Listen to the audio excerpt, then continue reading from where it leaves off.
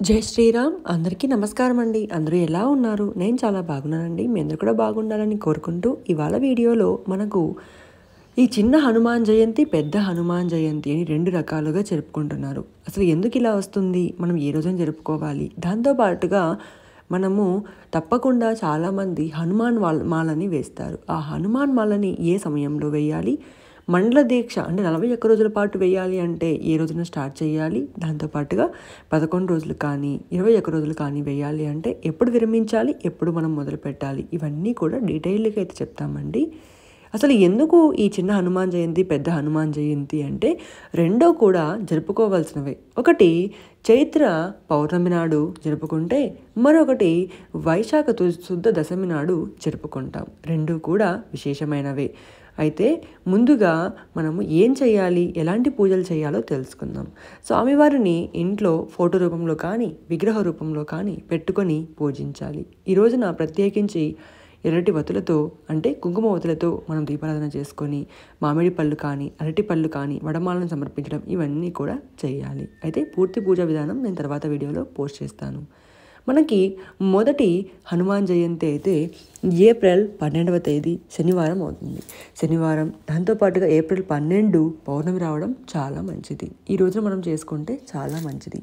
ఈ 12వ తేదీ నుంచి తిరిగి ఇంకొక హనుమాన్ జయంతి అంటే వైశాఖ శుద్ధ దశమి వరకు వచ్చే ఈ మే 22 చూడండి, అక్కడ కూడా హనుమాన్ జయంతి అని రాసి ఉంది.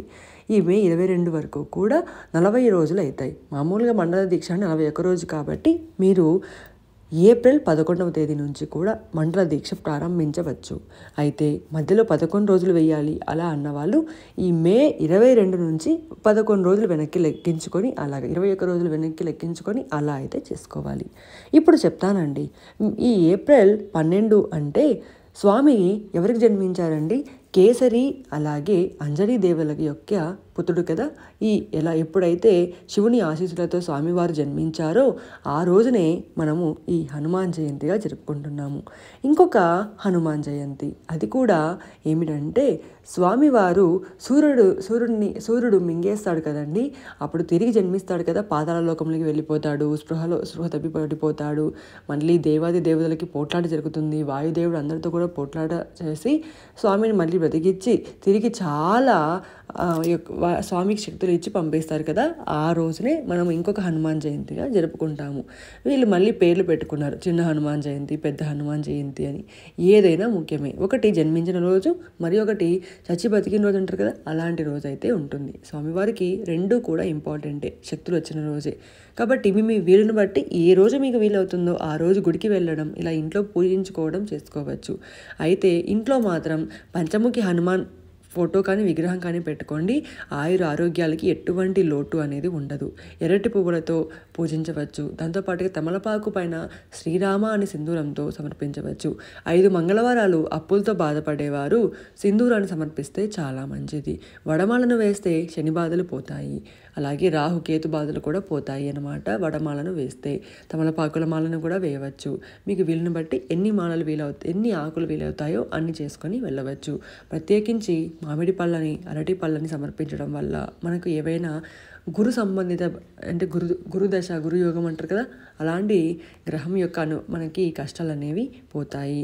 ఇంకా పూర్తి వివరాలు మన ఇన్స్టాగ్రామ్ ఛానల్లో కానీ మన షార్ట్స్ రూపంలో కానీ ఇంకా పూర్తి పూజా విధానం అనేది ముందు తెలుసుకుందామండి.